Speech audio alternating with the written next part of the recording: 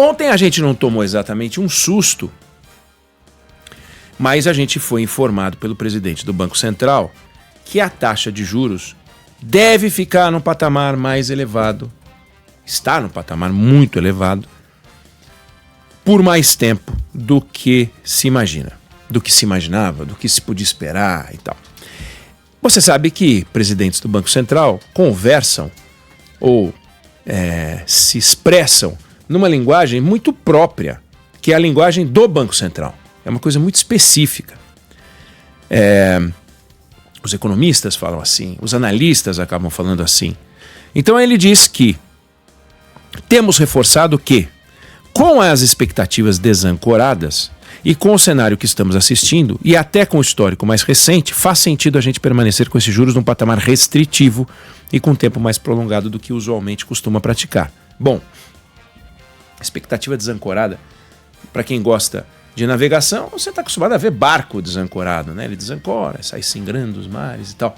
Quando a expectativa desancora, você imagina que a inflação caminha no sentido daquilo que o Banco Central havia recebido de missão por parte do Conselho Monetário Nacional, mas a expectativa desancorou. Não vai acontecer. E não é que não vai acontecer porque a inflação vai ficar abaixo, não vai acontecer porque a inflação vai ficar acima. Então, diante da expectativa desancorada, diante do cenário que a gente está vendo e com o histórico recente que a gente enfrentou, internacional e nacional, faz sentido a gente permanecer com esses juros num patamar restritivo, foi o que disse o presidente do Banco Central. O que é uma informação que a gente tem que lamentar, mas que a gente tem que olhar com o devido cuidado e atenção. O Brasil tem um histórico de irresponsabilidade. Antes, a irresponsabilidade atingia a área fiscal e a área monetária. Para se ter uma ideia, o tempo médio de permanência de um presidente do Banco Central, porque a gente não tinha mandato, agora tem mandato de 4 anos, de 1986 para cá, dá 2 anos e 1 mês, contra quase 8 anos do Banco Central nos Estados Unidos, onde há mandato. Mas há mandato e lá os presidentes do Banco Central vão ficando. Então o Fed, de 1986 para cá, teve 7 presidentes, a gente teve 18. O presidente que mais tempo ficou lá ficou 19 anos, foram 2, mas o mais recente, o Alan Greenspan, ele foi indicado pelo Reagan, ele ficou a administração do Bush pai, do Bill Clinton, do Bush filho, além do Reagan, naturalmente. 19 anos, Alan Greenspan. O que mais ficou aqui ficou muito. Aliás, foi na gestão do ex-presidente e atual presidente, na gestão de Lula, o Henrique Meirelles, que ficou 8 anos. Então você imagina, você tira os 8 anos do Meirelles, olha para quanto vai a média. O Meirelles puxa para cima a média que, com ele, foi de 2 anos e 1 mês. Então, a gente tem um histórico de rotatividade que só foi interrompido com a chegada do Roberto Campos Neto. Não por virtudes do Roberto Campos Neto, mas por decisão do país de ter um mandato para o presidente do Banco Central, descasado do mandato presidencial, para que o presidente não coloque ali alguém que vai cumprir ordens dele e saem os dois juntos. Não. Então, Roberto Campos Neto ficou 2 anos de Bolsonaro e 2 anos de Lula. Agora, Galípolo fica 2 anos de Lula e 2 anos do próximo governo, sabe-se lá quem vai ser o próximo presidente. E ele deu essa informação.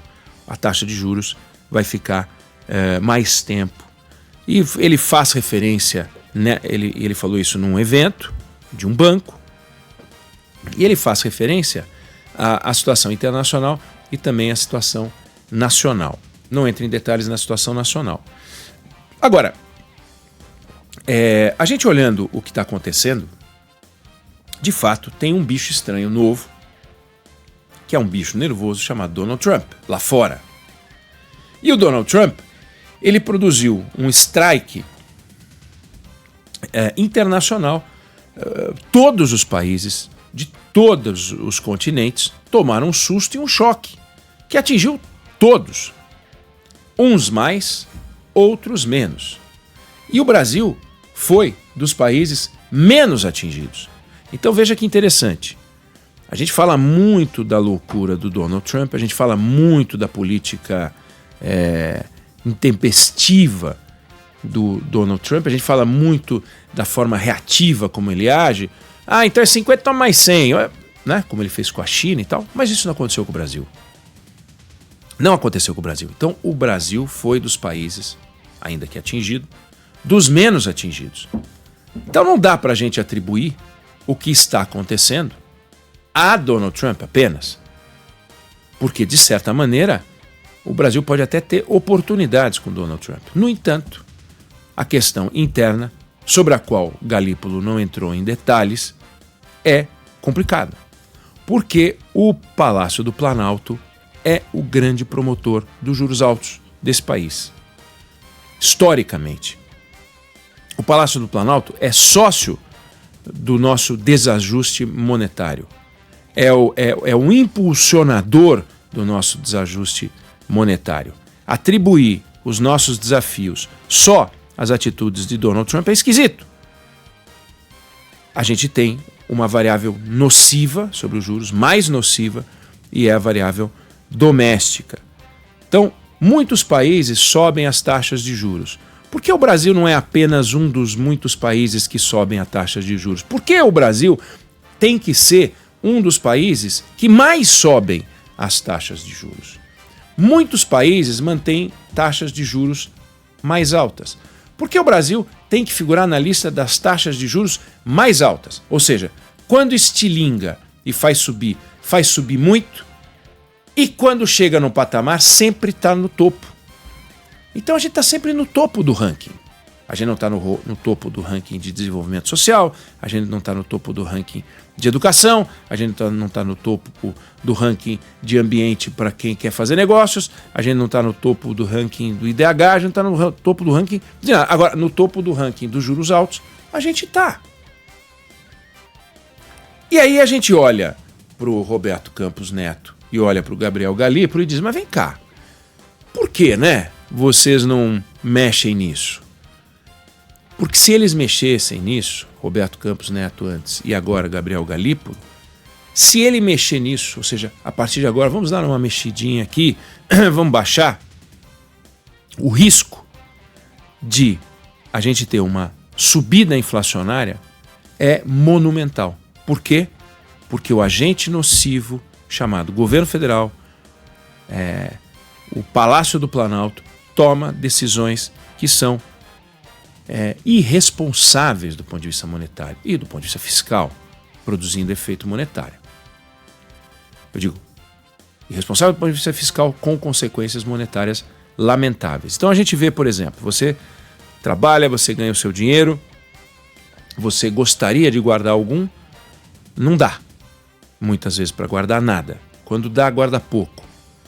Aí ele vai lá, tributa o que você guarda, impede que você guarde, toma 35% dos seus ganhos, come um pedaço direto no teu salário, no seu rendimento, ainda que você não seja assalariado, toma um tributo grande na sua produção, se você é empresário ou microempresário, e depois vem e tributa tudo que você consome.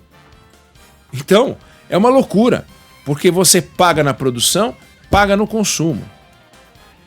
E aí o governo pega esse dinheiro todo, que não é suficiente para arcar, para custear todas as despesas do Estado, porque o Estado é gastador, porque o Estado é devorador de dinheiro, porque o Estado é perverso com a gente.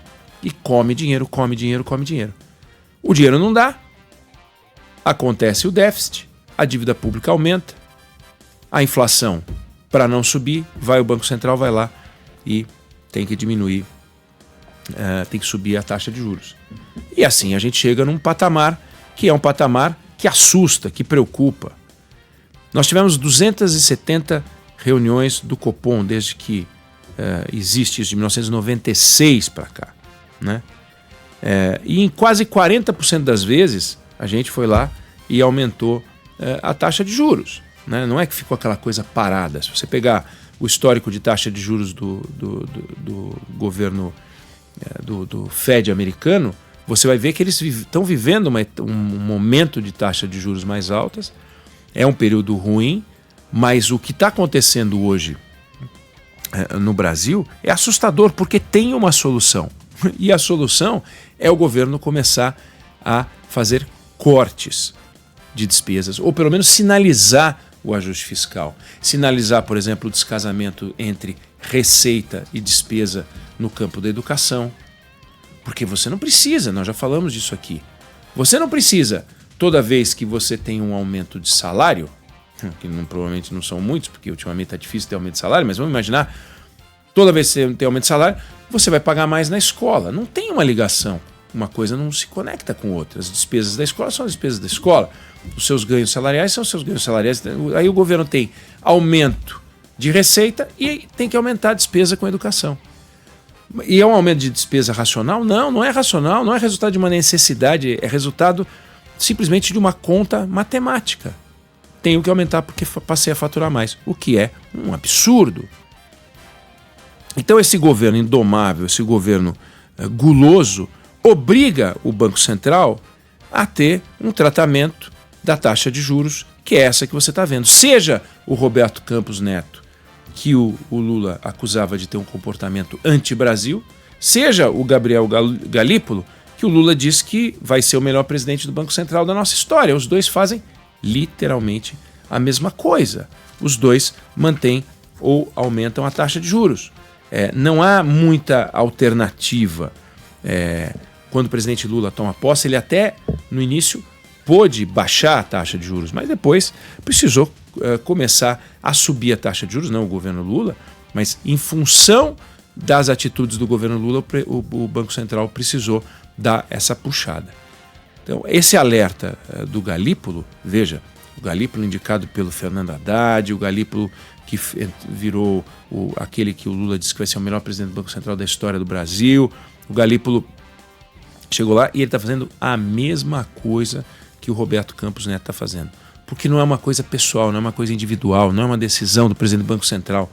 O Copom se reúne sob a orientação técnica de um corpo extraordinário do Banco Central, extremamente bem formado, doutores, pós-doutores. É um negócio muito impressionante. E esses camaradas olham o cenário e acabam chegando a essa conclusão que foi, infelizmente, vocalizada pelo Gabriel Galípolo. Adoraria ouvir o contrário, adoraria que a expectativa mudasse, adoraria que as coisas mudassem, adoraria que o cenário melhorasse, mas para isso o governo tem que fazer sua parte. Não adianta só ficar no expansionismo, não adianta só achar que gasto é vida, não adianta só se comportar dessa forma irresponsável, porque a herança maldita está contratada se a gente continuar assim. E tudo indica que vai continuar assim.